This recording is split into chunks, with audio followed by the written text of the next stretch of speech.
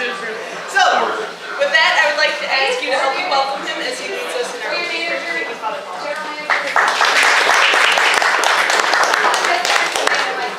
Thank you. It's nice to be here. And I'll add one little fact to it.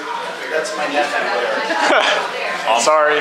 He's the primary reason why I'm here. Why I travel from New York to Columbus, Indiana, to do something like this on one evening is basically because of him. So thank you, Paul. Let's just offer a prayer in the name of the Father, Son, and Holy Spirit. Loving God, we ask your blessing upon us this evening in the midst of this first week of Easter, this octave of Easter, gift of the risen Lord in our life as we journey towards Pentecost and the gift of the Spirit. May both of those presences be with us this evening as we take a little bit of time to just reflect on our life as people of faith. And we ask all of this through the risen Christ, our Lord. Amen. In the Father, Son, and Holy Spirit. Amen.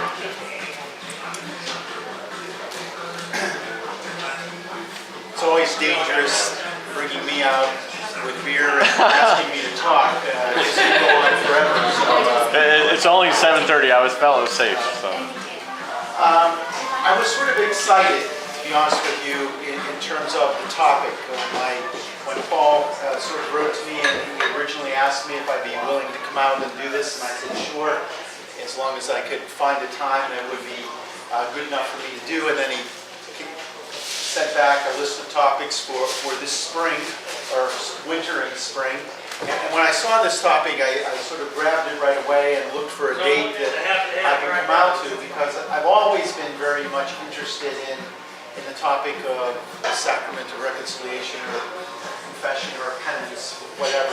I've done a lot of work with that, particularly when I worked in one of our two retreat houses, which I've spent a lot of time in, either in the Queens section of New York or in the Bronx section of New York. We had two retreat houses at one time in New York City, and that's where I've done most of my work. And usually when I sort of entered into this topic, I first wanted to sort of sense where people were, whether they were retreatants or whether it was a mission, a parish that I was in, giving a talk or whatever. So when I mentioned the word, let's say, the sacrament of reconciliation, or the sacrament of penance, or the confession, what words come into your mind?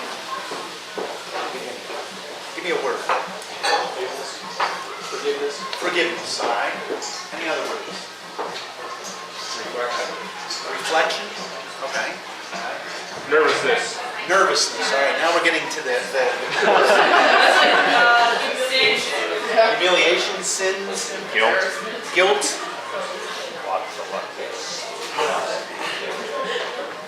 When you're done, you feel this like Relief. Yeah, relief.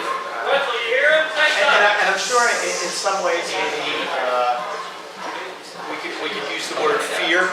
Some people approach it in a fearful way, maybe anxiety, nervousness, all of those kinds of things. Well, I think in some ways it's good to first start out looking at the words itself. For me, words have a lot of power. When we use words in some way, they say something to us. So when we're talking about the sacrament, we use one of three words. We either use penance, sacrament of penance. Maybe particularly if you're my generation, you grew up with understanding the sacrament in that way. We call it the sacrament of penance. Or you call confession. Or if you are a post-Vatican II person, you call it reconciliation, the sacrament of reconciliation. So let's look at those three words. Two of those words are really sort of legalistic words when we think about it. If we use the word penance, what are we thinking of? Well, we're thinking of doing reparation for something that we did wrong. Penance, we're doing penance for something that we did wrong. We're giving penance. If we're confessing, who confesses? Criminals. Where is confession going to take place? In a police station or in a courtroom. So, it's sort of two legalistic terms. And we can look at the sacrament in those those terms. We use the word reconciliation. What are we talking about? Well, we're really talking about a relationship. Who reconciles? Well, usually two people, or two parties, or two nations, or two organizations. Whoever finds themselves perhaps in conflict, or a little disagreement, or they're struggling in the relationship. So to reconcile means to bring those two people back, to bring that relationship back together. So for me, if we approach this sacrament, I much would prefer to approach it in terms of reconciliation than I would want to approach it in terms of confession or penance. I want to say, for me, as a priest, as a minister, as someone who invites somebody into this sacrament, I want to use it in terms of sort of helping to create or enhance or bring back together a relationship with God, rather than saying, well, okay, you're a criminal, confess. Or you know, you've been bad, so here's what you have to do to undo all of that. So that, I just want to give you a sense of how I operate or how I look at this sacrament. The other thing is, the first part of the title was, why can't I just go to God? You know? And in some ways, every time I've talked to people, I mean, I've heard probably literally thousands of confessions over 27 plus years, or almost 27 years of priesthood. And there are a lot of people that come in and say, Father, it's been 5 years, it's been 10 years, it's been 15 years, it's been 30 years since I celebrated the sacrament. And one of the questions I might ask them is, well, how come it's been so long? Well, I don't feel good telling it to somebody else, whether they're sitting there face to face with me or whether they're behind the screen. I don't feel good saying it. Or, you know, I'm always talking to God. You know, it's not that I haven't gone to confession. It's not that I haven't asked God for forgiveness, but I've done it myself. I said, okay. I can't argue with that. And I can't say to you tonight that if you were to go to the nearest park, Columbus, you know, and sit there on a bench, or maybe go down to, what's the river? What's the name of the river? Flat Rock. Flat Rock River. You're standing on the banks of the Flat Rock River and look up and say, you know, God, I haven't been such a good person. You know, I've done this, or I've hurt this person this way, or I've done this. Please forgive me. I ask for your forgiveness. I'm really, really sorry. And to be honest with you, I can't say that God doesn't forgive me, because I don't know how God operates. I never sat down across the table from God with a beer and said, hey, how do you operate? How do you go about things? So I can't say that God doesn't forgive me. I can't say that there aren't moments in time in our life when I mean, think of the Eucharist. Think of Mass. How many times during Mass do you ask for forgiveness? 4 times, in formal ways.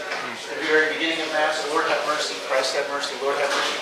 And Almighty God have mercy on us. Forgive us our sins, bring us home. Do we believe that? Do we believe that that's what we're asking at that point in time?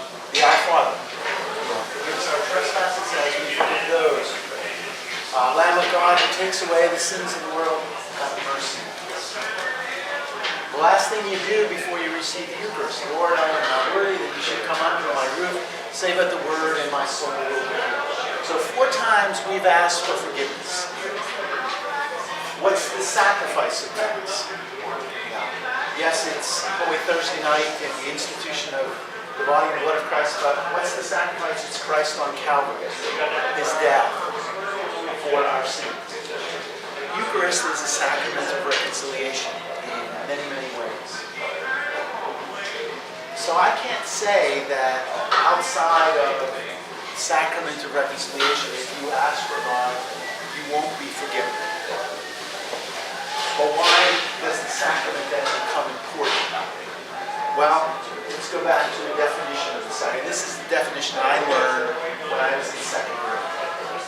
I'm of the generation that still learned religion by the Baltimore Catechism. I'm sure you've all heard of that. You may have never encountered it, but you've heard of it. And the definition of a sacrament in the Baltimore Catechism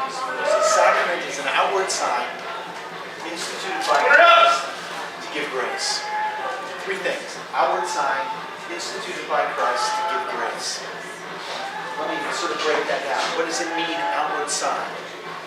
Well, it means that every sacrament in our sacramental life as a church, 7 sacraments, is, when we enter into that moment, it's a sense experience of God. What do I mean? Senses. What are our 5 senses? To taste, to touch, to hear, to see, to smell. And if you think of all of the sacraments, those things in some way take place. Maybe not all of them, but in some way. In some way we hear something. Usually it's words. Take marriage.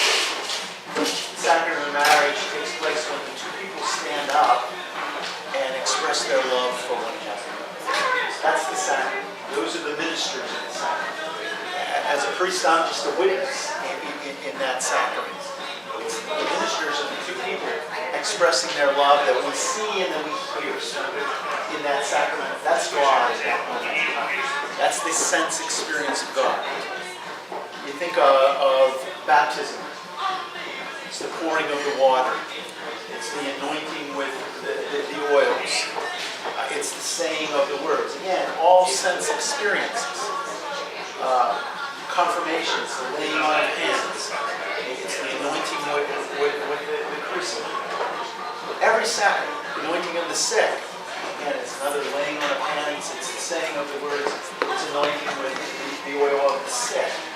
In all of the sacraments, there is that sense experience. And reconciliation is no different. You know, you can go out in your backyard, or you can sit very quietly in St. Bartholomew's Church or some chapel or the meditation room at Cummins. And you can sit there and pray to God and ask for that sense of forgiveness. But unless you're a very, very extraordinary person, you're not going to hear the words, "You are forgiven." You're not. Unless you have a very extraordinary relationship with God. And if you are hearing those words, you ought to start your canonization for sainthood at this particular point in time. Start, because we just don't hear that.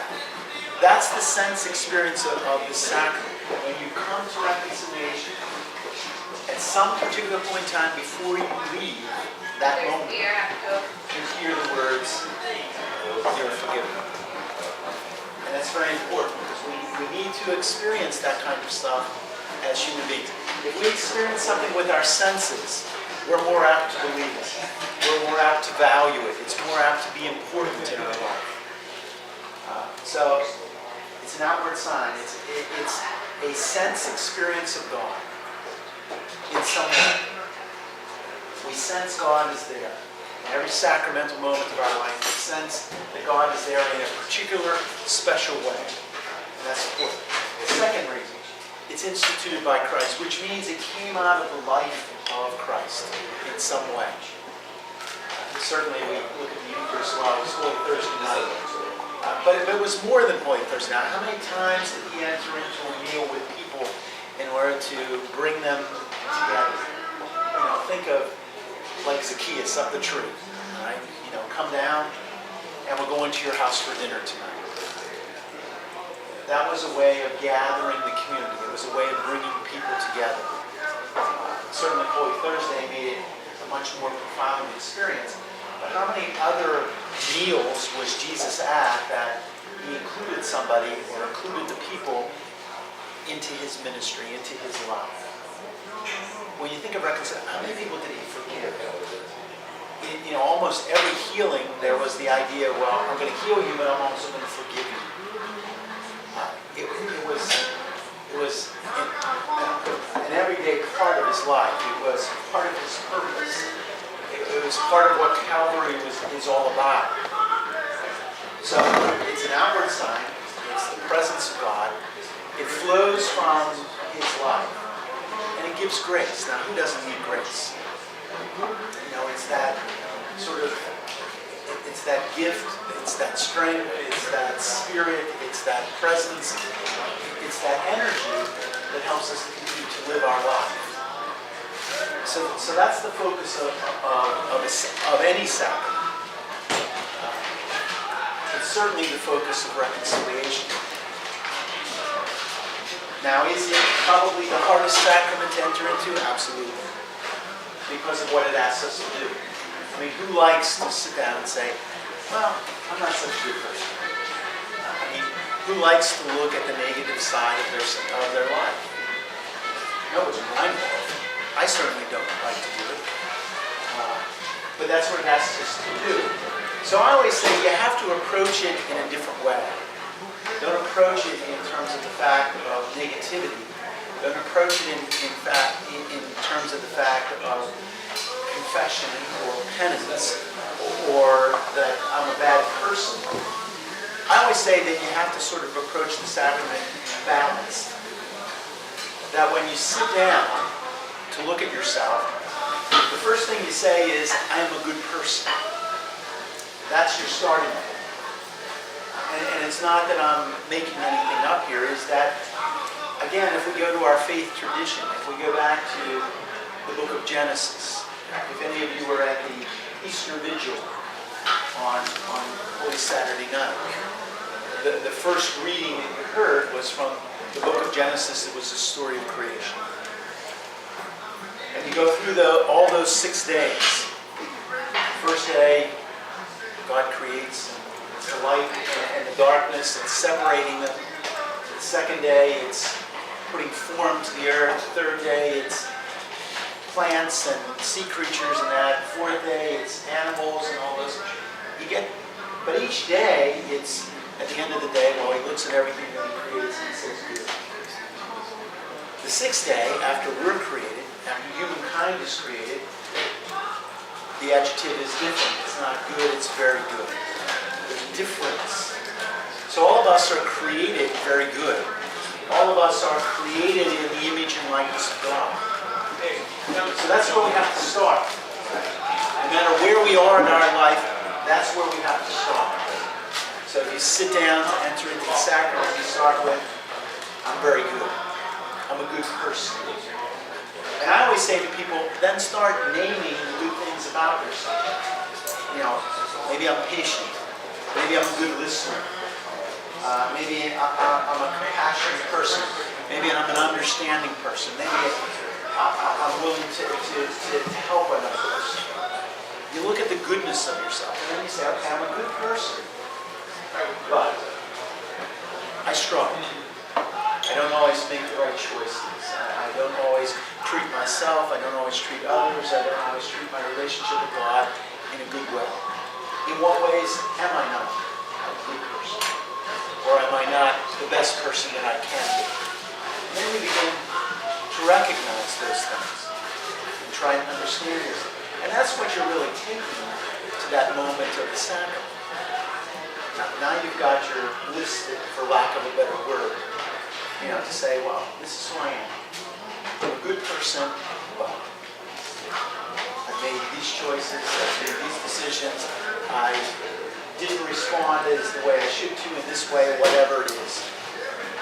And now you've placed yourself in a position where the priest, the minister of the sacrament, can help you to reconcile. Not to feel like you need to do time. Not to feel like there's something that you have to do to make up for all this. But now you've reconciled. You've entered into that moment and you hear the words and the outward sign. The presence of God comes into your life. And you know it's flowing from the life of Jesus. And it's a moment of grace that's going to help you to continue on. But the primary story of all of the Gospels for the sacrament is the story of the forgiving father, or some people call it the prodigal son. And we all know that story. It's familiar to you. The father has two sons. One son says, give me my share of the estate, and off he goes. And throws it all away. And ends up feeding pigs. The older son stays as a stay-at-home son, does everything the father, and he gets ticked at the end of the story. When I use that story, particularly with younger people, confirmation students or high school students, when I do a day for them, we do reconciliation. I always use the first half of the story to represent the sacrament of reconciliation. It has all the elements of what that sacrament is about. You have a younger son. I always do it with the kids, and I'll say, well, let's image it in a modern sense. Hey guys, we have So I always say, what could you do? And they're usually grade school or high school. What could you do to hurt your parents? So we get all kinds of answers. Well, I could lie to them, or I could yell at them, or I could steal something, or I could get involved in drugs or alcohol, or I could get suspended or expelled from school. So we go through all kinds of. And so I say, okay, let's settle on one. And the one I usually settle on is they're suspended from school. And the principal calls their parents and says, your son or daughter has been suspended, and we are going to escort them home by police. So the police car is coming to pick them up, and they will bring them to your house, and the only way the police officer will leave is if you are there to receive them in front of them. So then I say to the kids, I say, okay, what do you think as you get put in the back of the police car and you're driving home? And most kids will say, well, I'm dead. I'll never see the light of day again. I'll never be able to use my phone or my computer. I will be grounded for the rest of my life. I mean, we go on, and I'll be beaten to an inch in my life. We go on, and I say, hey, you pull up in front of the house. And the police officer gets out, and he opens the back door, and he says, now walk up to your front door. I said, what do you think? And usually there's always one kid that will say, run. And I say, all right, keep that thought. Before that thought can get from your brain to your feet.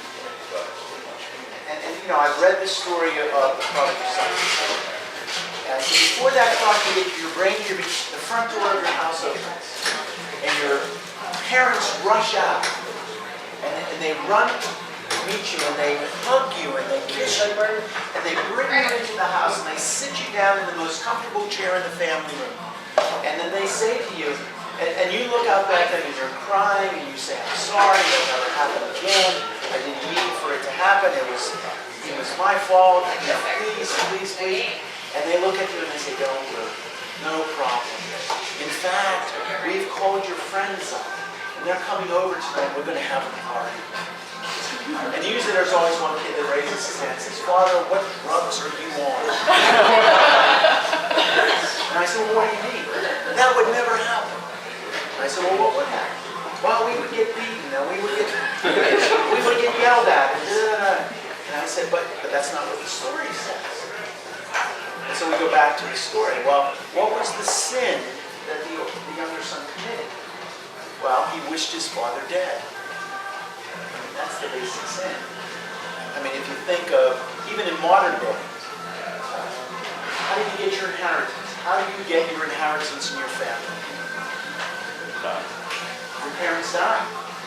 They have to die for you to get the inheritance. He asked for his inheritance. During Jesus' time, that was a far more profound thing, because inheritance was always property. And parents lived on it was their social security. They lived on their property until they died, and then the sons in the family, the sons in the family divided the property. So this guy often asks for it before dad dies. So he's wished his father dead. He's not only done that, he has embarrassed the family. Because anybody that would have heard this would say, how can you let the son do this? How could any son even ask for that? It was not part of culture or society. So he's wished his father dead in a personal way. He's embarrassed the family in a public way. And on top of that, then he sells the property because now he's got the money and he leaves. There's no way he can undo what he's just done. And he throws it away until he finds himself standing in the middle of a pig pen. Now, that's sort of a turning point in the story, because I always say that at that point in the story, Jesus looked out and everybody was falling asleep, and he thought to himself, I got to wake them up. You think of he's speaking to a Jewish audience, and his primary character is standing in the middle of a pig pen. Pork was not part of their livelihood. So this guy is at the lowest of the low. He can't go any lower. He's outside of the community. He's embarrassed the family. He's deeply hurt his father. And what happens? He sort of has a aha moment. Gee, if I go back to Dad's house, I could be a servant there. And I could be fed. I could be well clothed. I could have a job. And I have nothing. So he decides to make the journey home. Before he gets home, Dad runs out to meet him, hugs him and kisses him, and he says, I'm sorry, I've sinned against God, I've sinned against you, I don't deserve to be called your son. And the father doesn't even listen to it, doesn't even hear it. It says, get the finest robe, put it on him, put a ring on his finger, he's now a son again. The ring, put sandals on his feet. If you were barefoot in Jesus' time, you were a slave, you were not a free person. If you had shoes on, you were a free person during Jesus' time. All significant images. He's dressed again, he's a son, he's a free person, not a slave.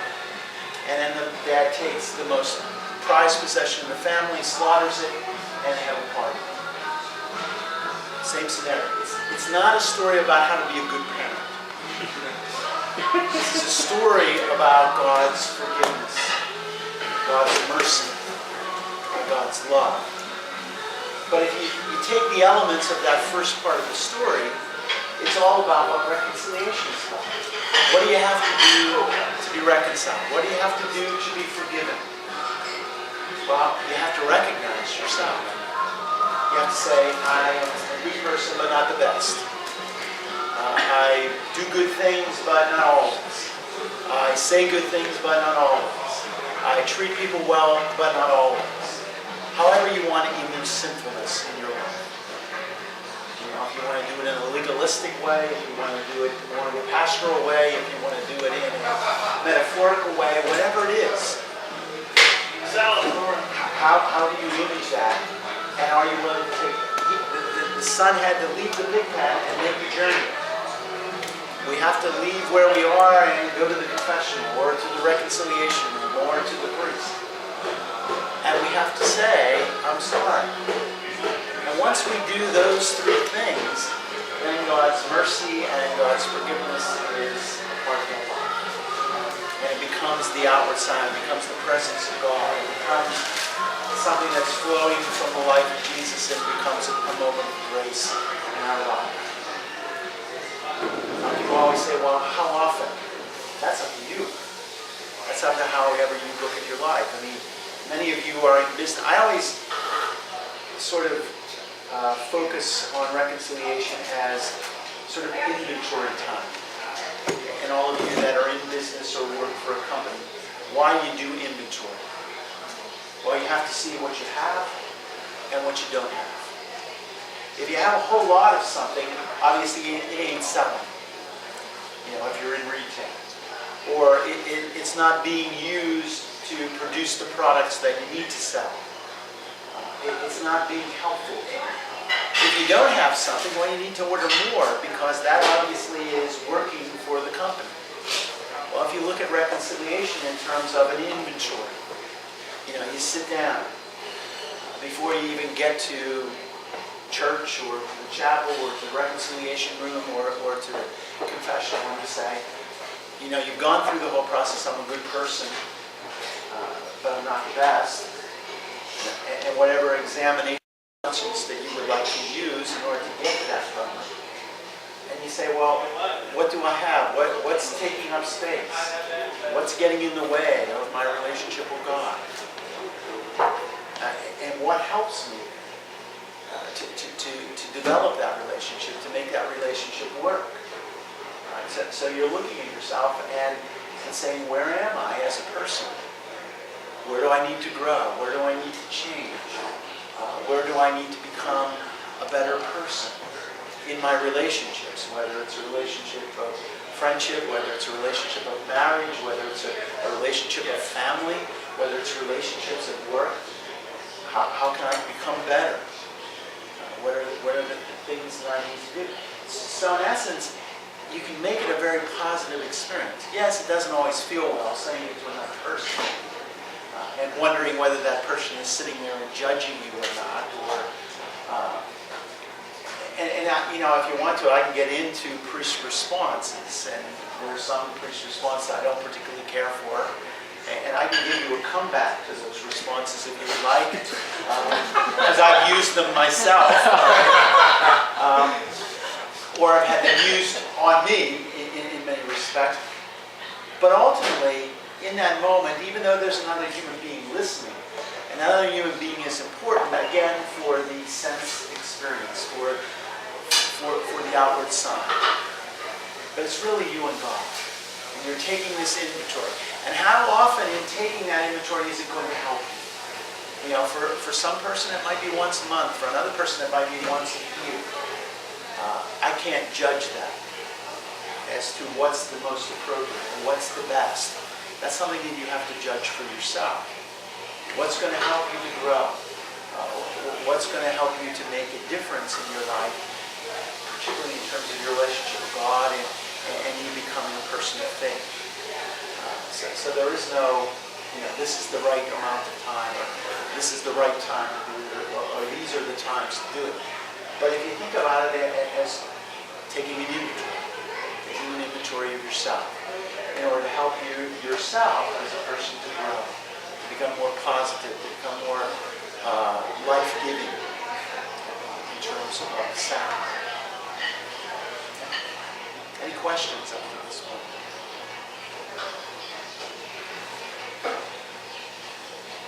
No questions? Nothing? Yes. To your point about it being a personal judgment, Corey! whether that inventory time comes every month, every 6 months, or every year, there's times, and I guess I'll dig into a personal experience in which maybe 3 days or a few days after a confession, I might feel the need to go back. There's sort of that conflict between whether do I need to go back to school, one event, or do I wait? How do I judge Yeah. how bad is it? Well, I mean, we can get into the whole idea of mortal sin, venial sin, serious sin, not so much serious sin, bad sin, little white lie, whatever we want to create it. And for me, and again, this is more a pastoral thing for me, and maybe my way of doing ministry, I don't like to put sin in sort of a hierarchical mode. I draw a lot of my reflection of sin out of Matthew's Gospel, where Jesus talks a lot about sin. And rather than creating a hierarchy of sin in there, Jesus puts sin on a continuum, a straight line. You engineers, I never took physics, so I may not get this right? But I put it on a continuum, and there's a particular scene in the Gospel where Jesus is talking, and I forget the context at this moment, but he says, now, what's worse? To be angry at your brother or to kill your brother? And whoever answers the question says, well, obviously, to kill your brother. Jesus says, no, same line, same sin. They're just at different continuums. They're different points on the continuum, different places. And Jesus' point is, if you don't take care of over here, you're going to get to here. If you don't deal with your anger, it may explode into something much more serious. And I think you have to look at it that way. And you look, what you don't want to do, from my perspective, is become scrupulous, to where you're sort of micromanaging your sinfulness, where you're sort of dividing it so far down, and did I say everything, and did I say it in exactly the way it should be, and do I need to go back, and did I say my penance the right way that the priest told me to say it, or did I miss something so I got to go back? I mean, that's sort of illness in some respects, to become so scrupulous. But I think there are some times when maybe you're struggling with a big issue in your life. I often sort of image sin as sort of boulders, rocks, and pebbles. They're all made up the same thing, but they're different sizes, and they affect our life in a different way. And some people carry boulders all over their life. They can go to confession 50 times, but they can't say that one thing, because it's too embarrassing. It's too sort of self-revealing. It's something that they just can't get to. So they're always dealing with the rocks and the pebbles, but the boulder's always there. And then something comes along in their life and they say, I gotta unload this. I gotta get rid of it. And it may be, like you say, a few days after something that they're gone. So they have to go back and sort of put that out there. And sometimes, it's also how you approach. Some people like to go to a person that they don't know to confession all the time. They always pick the new guy who wanders into the parish or is just visiting. So they go in and get it off their chest and get out of there, and they don't have to worry about seeing that person. And then there's other people that create a relationship in the sacrament. They're going back to the same person every time. So they don't have to tell the story over again. All they have to do is start with where they are at that moment in time, because the person knows the story. They understand their life. And so that plays into it also, of how you're sort of approaching it as to how often you might want to do that. I would stay away from going too often. It becomes in every so many days. Or, there was a time in our church, where you didn't go to communion on Sunday if you didn't go to reconciliation on Saturday. You didn't go to confession on Saturday. We had put the two sacraments together. They were almost like you couldn't do one without the other. And that flowed out of, history and the development of the sacrament. When you think of reconciliation, the sacrament itself, if we go back to its roots, it really didn't deal with personal sin. The reason why the sacrament was developed in the church was for public sin. Think of the early church. What did it have in common? It was a persecuted church. And so there were periodic times when the Roman soldiers or the Jewish leadership in the town knocked on the door, are you a Christian? Well, that can spur a lot of different anxieties at that particular moment in time. And if 3 people are dragged out of their homes and sent to the Colosseum or put in prison or whatever because they said, yes, I'm a Christian, and their next door neighbor didn't, chances are the next time he showed up at the gathering of the Christians, he wouldn't be allowed in, because they knew exactly what he said, and that was, I'm not a Christian. I don't believe in Jesus. And so the early church had to deal with those sort of moments of weakness.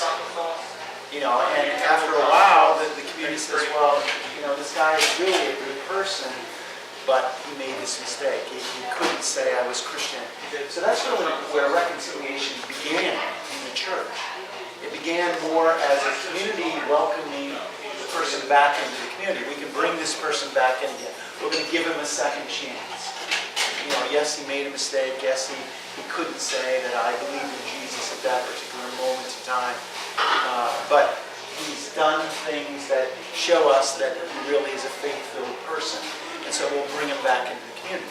That was really the first reconciliation. It wasn't really until the Middle Ages, until the 11th century, that the Irish monks developed the personal confessions that we all are familiar with, going into the box, going into the reconciliation room, kneeling behind the screen, giving a laundry list or a list of our sins. There used to be a book that the priest would sit with in the confessional, and you'd say a sin, and you'd look it up and say, okay, for that sin, this penance, and for that sin, this penance, and for that sin, this penance. It became very individualized. And for many years, for almost over 1,000 years or so, not quite that many, at least maybe 400 years, the church resisted pushing confession in that way.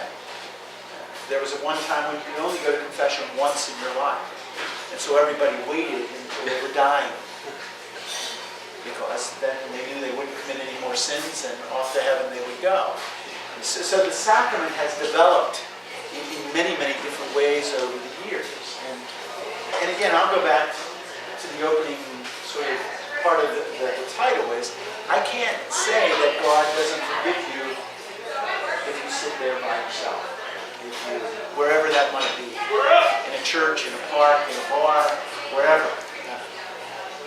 I can't say that God doesn't forgive you. But I also think the sacramental life of our church is very, very important. And it connects us in a human way with God. It connects us in a human way with the ministry of Jesus. And it connects us with God's grace, which can be very helpful and very valuable in our life.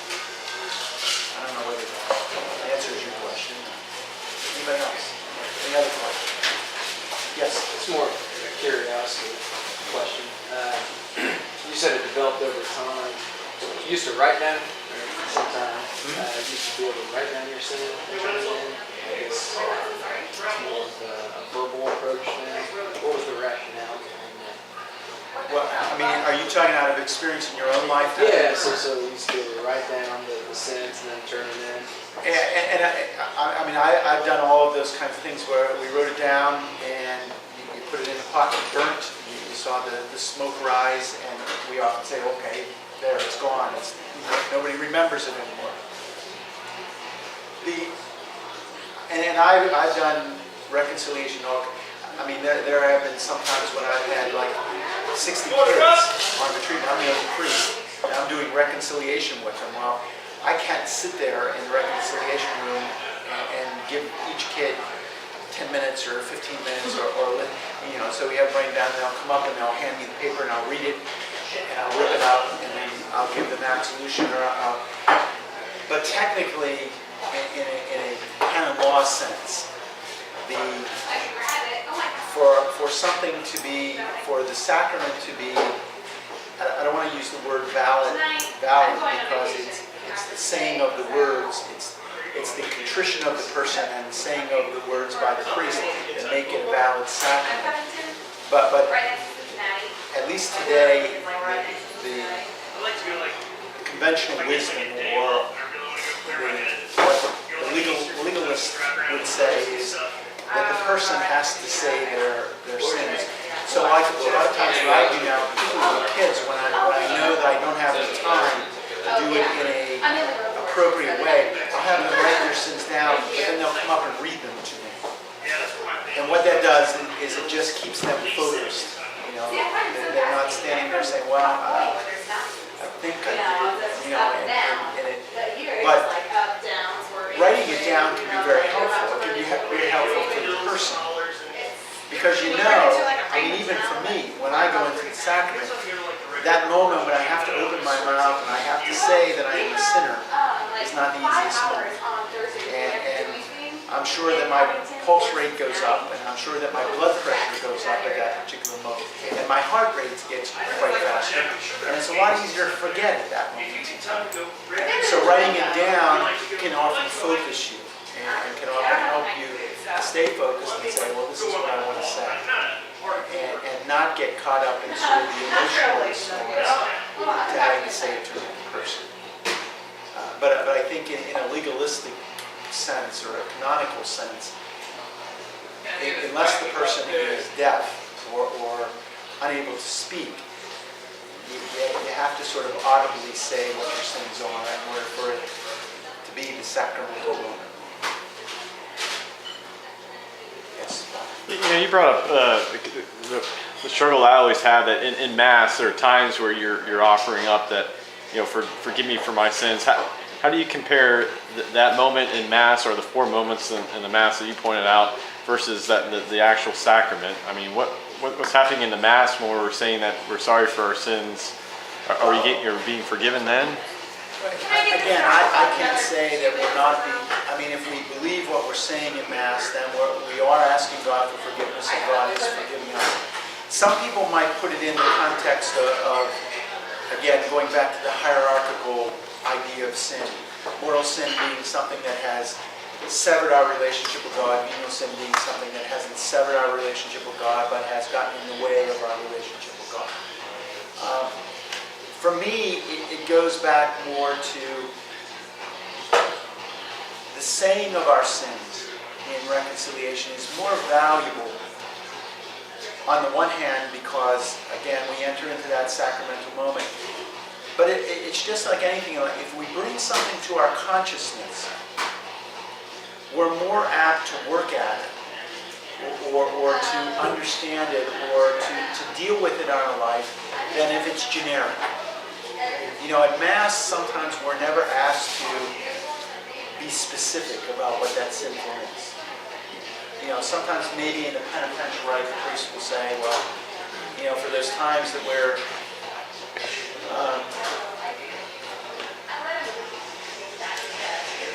a good example, but I know in my own penitential rite sometimes I'll say, for those times that maybe we haven't been the best person that we could be, Lord have mercy. For those times that maybe we've hurt others by our actions, Christ have mercy. For the times that we have not been faithful to you, our God, Lord have mercy. May Almighty God have mercy. That's as specific as we get when we, Lord, I'm not worthy that you should come under my roof, say but the word of my son. But we're not being specific for what it is we're asking forgiveness for. We're sort of asking in general. Whereas in reconciliation, we're sort of becoming a little bit more specific. We're being more focused on ourselves, not necessarily just the community, but ourselves. What is it about our relationship with God that we're sorry about?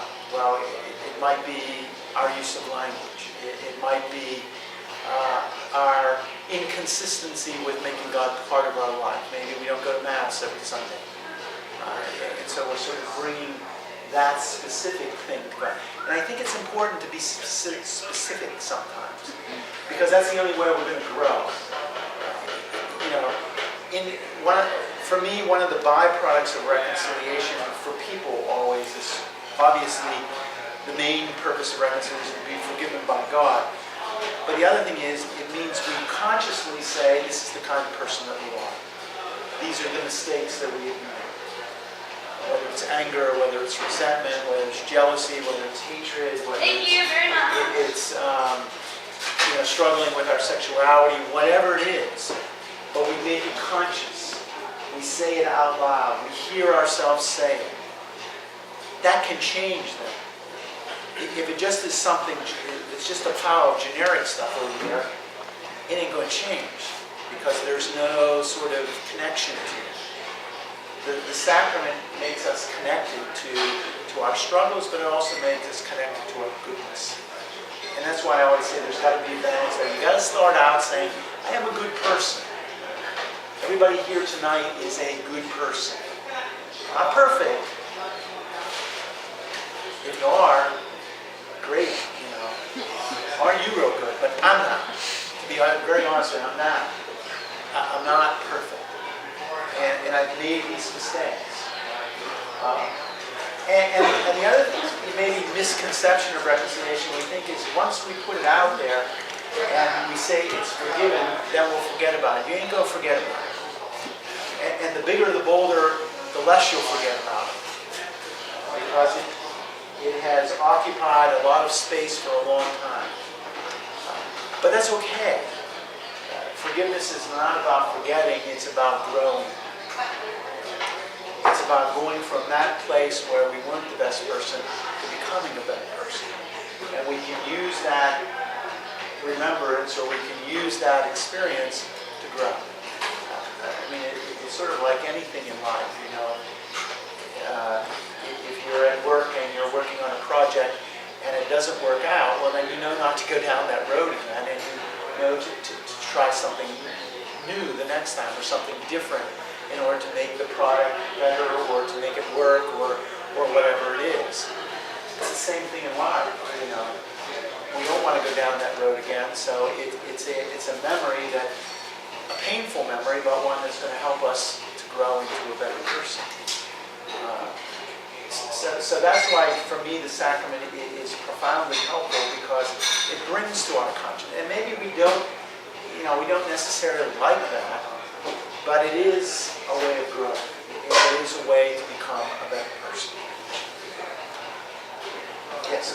Do you think over time, like, what is considered a sin has changed?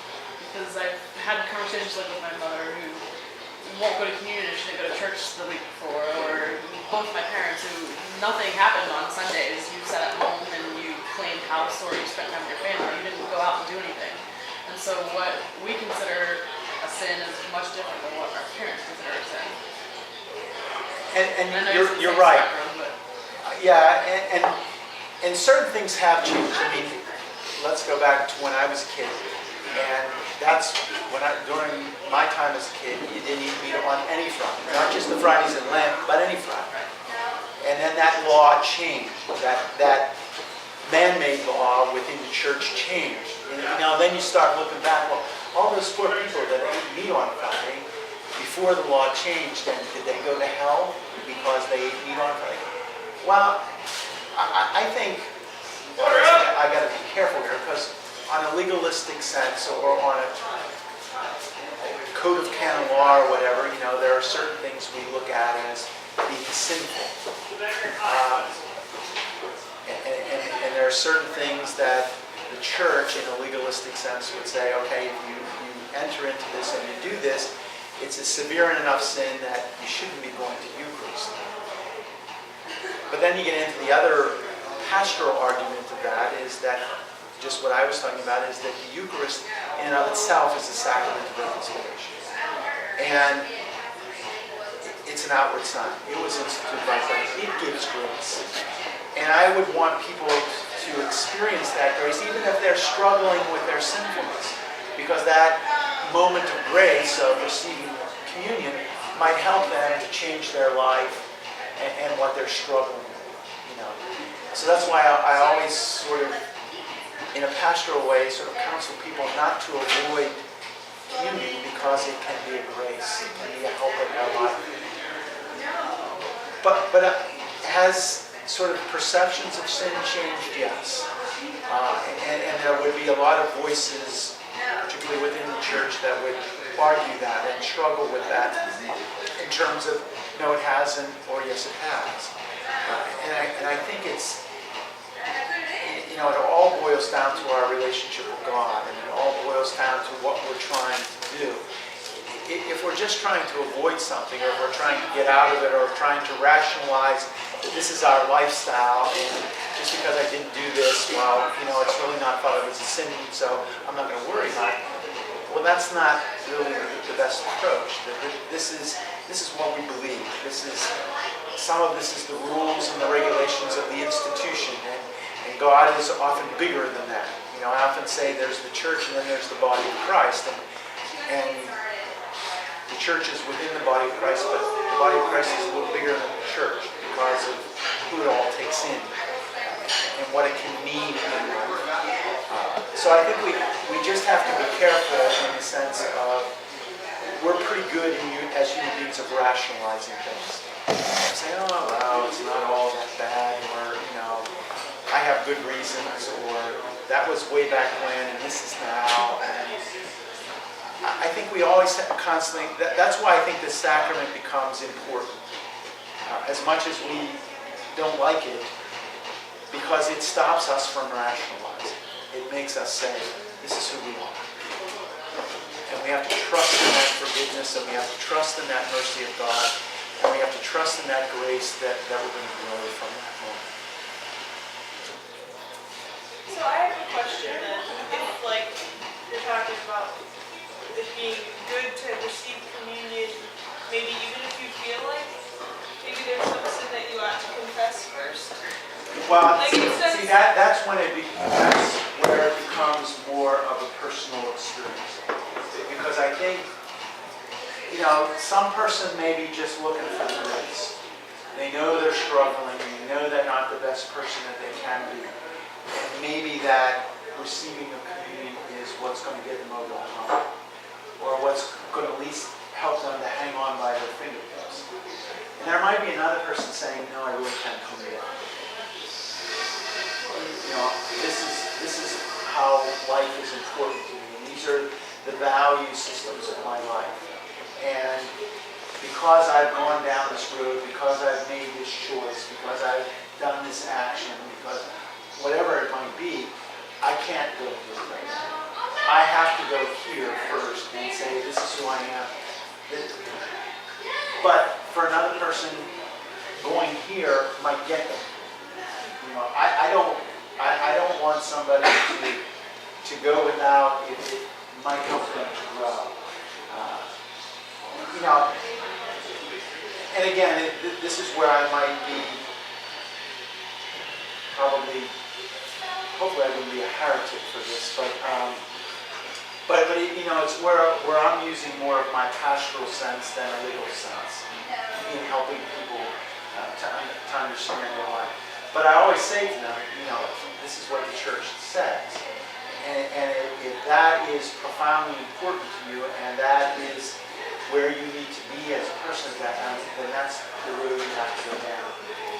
But for another person that's just about ready to step off the cliff, and is struggling, and is trying to hang on to the faith community, but yet, if that moment, that sacramental moment could help them eventually get to reconciliation, and that's what I want that sacramental moment to do. That's what I want the person to do. But for another person that says, no, I can't do that, well, fine, do it. Do it when you know you can do it. Do it when it means what you need it to do. Yeah, I just ask because I know, it does say in Scripture, those who approach the body and blood of our Lord and who do so unworthily even bring condemnation upon themselves. And it's but for me, it's always. But see, you made the point there. If they do it unworthily, okay. But in every Eucharist, we say, "I am not worthy." Right. Okay. So we're always into sort of the semantics of what is worthy and what isn't worthy.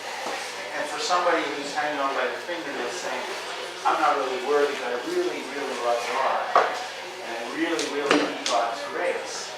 Okay. Enter the moment of grace and hope that it helps you move on. But if you're sitting there saying, no, I can't do this, but I need to reconcile myself with God first before I come back to this table, I'm going to do that. Because that's where you need to be at that particular moment. I mean, ultimately, none of us are ever worthy, because none of us are ever perfect, and we're not God. We tried to go down that road once and got thrown out of paradise for that. So we're always sort of making up for that. I always say, look at the last supper and look who was sitting there at the table. You had one person who eventually was going to betray Christ, and another one who denied Christ, and the rest of them all ran away at that time. So there wasn't anybody perfect at the Last Supper. And Jesus knew it. And yet he still invited them into that moment. Because somewhere down the road beyond that, that grace of that moment was going to help them, or at least most of them, to be the people he was sort of asking them to be. And that's why for me, the Eucharist is profoundly important in people's lives. Not that reconciliation isn't or any other sacrament, but it becomes the center of who we are. It's the central sacrament of our life, and it's the food that feeds us. And whether we're hanging on by our fingernails or whether we're a saint ready to be canonized, we still need it. Does that make sense?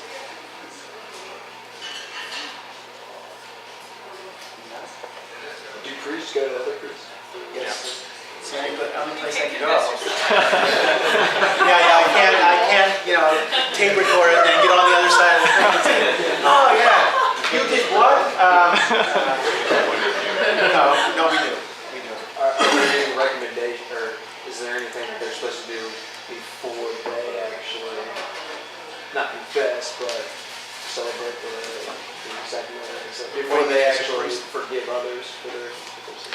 Well, yeah, the interesting thing is when I before I was ordained, we take these practicums in the sacrament, and you do sort of practice confessions. Somebody comes in and makes up all kinds of sins, and you try them.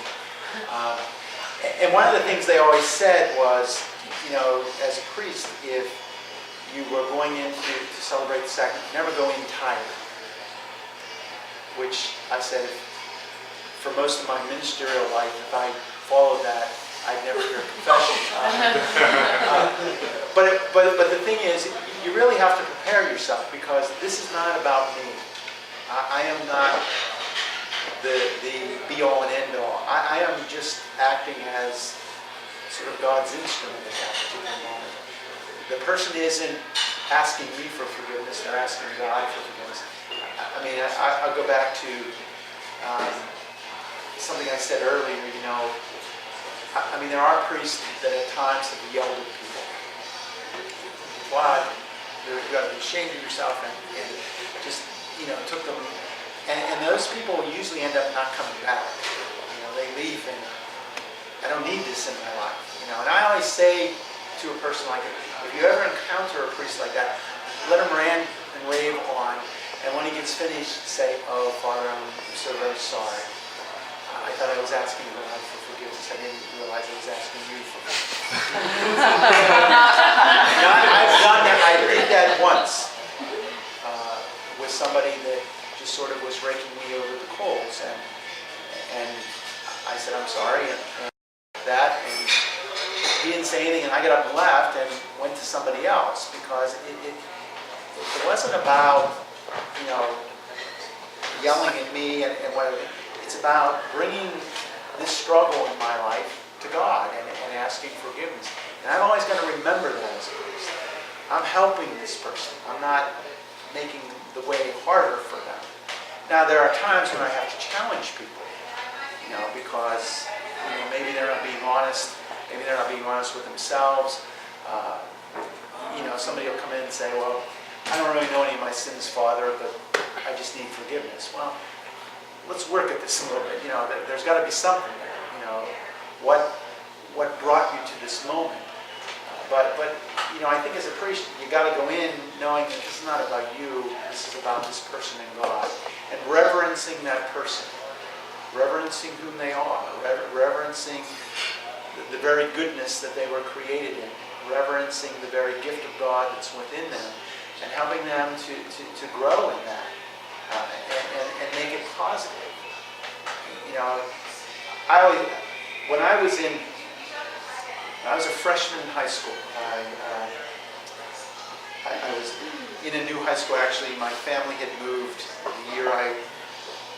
the summer after I graduated from 8th grade and before I went into high school, and so I had focused on going to one high school and ended up going to another one in another city. And in that high school, it was a Catholic high school, and as a freshman, you had to go to one of 3 retreat days throughout the year, and it was really after school. The retreat day started like at 4 o'clock in the afternoon and went till like 7:30 in the evening. It was in the school. It wasn't a real good experience the more I think of it. And at that particular point in time as a freshman, I was struggling with something that I thought was monumental. That, this is horrendous and whatever. And so we had reconciliation at that time. Now, as a high school freshman, I didn't understand. Now, as a priest, I now understand it. But I went into the priest and I knelt down, and it was in the confessional box, and I said, "Bless me, Father, for I have sinned." And I went into this horrendous thing that I thought was horrendous. Looking back on it, it was nothing. But for me as a freshman in high school, it was horrendous. And I started talking about it. He said, "Stop, stop, stop, stop. Just tell me your sins. I don't have time for this. And let's get moving here."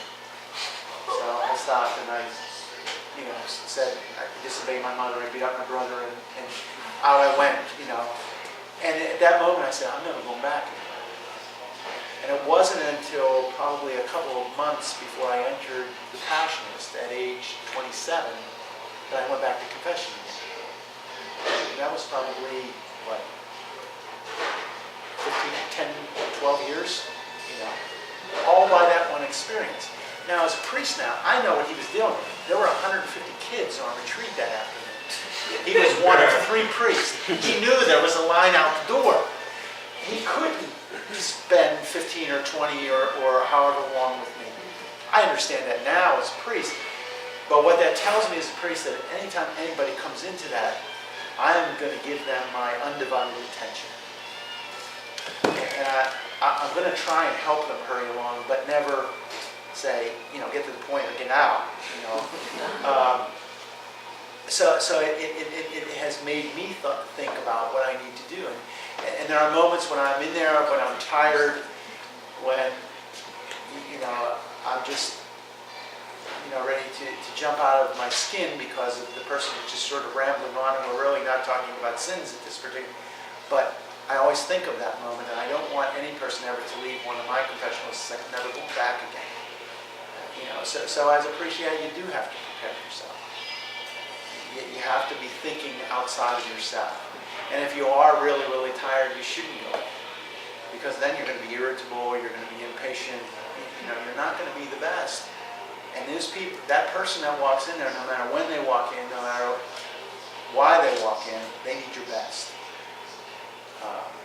And so that's what you're always trying to give, hopefully, as a priest. I got one question. So if you've already confessed to God on your own about something you've done, and you want to go to confession, would you do it again? Or why would you do it again?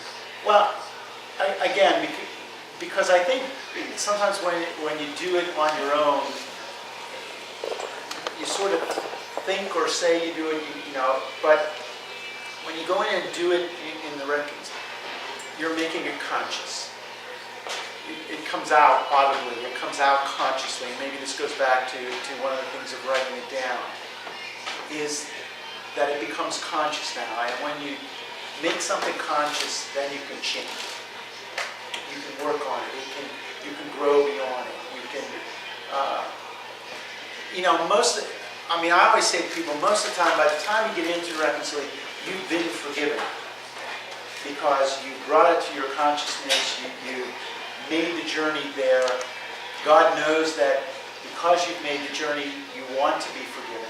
So in essence, when you're walking into the reconciliation room, you're forgiven because you've sort of supplied all of what you need to get there. That moment is just making it conscious. It's bringing it to the conscious level of your life, which is going to help you to deal with it. Okay? Yes. One quick question, you don't have to spend a lot of time on it, it's more of trivia, but how do you deal with the true legal law implications of confessions? If someone murders someone and they confess that to you, how do you deal with that? At this particular point in time, I have to deal with it in what it is, that it's the seal of confession is the seal, and I can't walk out and go to authorities with that. What I can do is work with the person and say, let's say it is murder. I can say that I can't absolve you at this particular point in time until you take it to the authorities. That in some ways that's the only recourse that I have, and I can put a condition on the absolving of sin as long as they carry out the condition. If you've murdered somebody, then you have to go and deal with that. But I can't walk out of the confessional and go to the police and say, so-and-so just walked in my confessional and he murdered Mrs. Smith down the street and you're looking for him, so here he is. I can't do that. That's gotten a little bit more publicity, particularly in terms of the sexual abuse in terms of the church, of somebody coming in and confessing abusing a child. And I can't walk out. Whereas most people are legally bound. If they know someone's abusing, they have to go, and I can't do that in terms of in terms of confessional or reconciliation, because then it sort of creates an issue with the sacrament, and then I'm not being a person coming in doesn't have the full anonymity of the sacrament.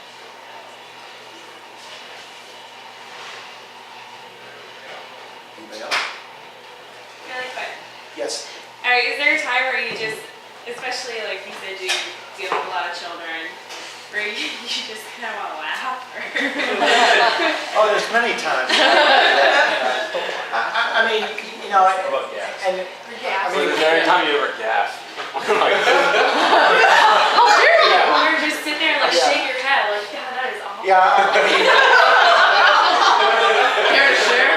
no, I can't share,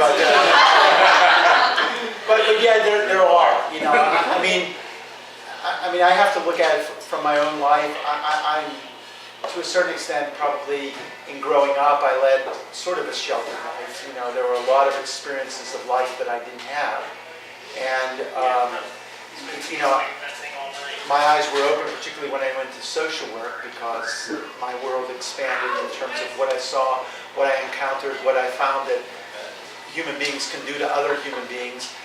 But certainly reconciliation sort of expands that much more profoundly. I mean, particularly working in retreat houses, we did a lot of 12-step AA, NA kind of groups, and those men and women would walk in, and you know, sometimes they leave, and I thought, gee, I never knew that was possible. You know, but you know, it's part of it was because of my own life experience and what you encounter and what you don't encounter. I mean, a lot of those people lived on the streets, and you know, I never had that kind of encounter. And then, so yeah, there are things sometimes when you stop and say, I can't believe this. There are sometimes when it is funny. You know, one of the things I always say to people is, for me as a priest, I never tell somebody, well, that's a sin and that's not a sin. And if somebody is both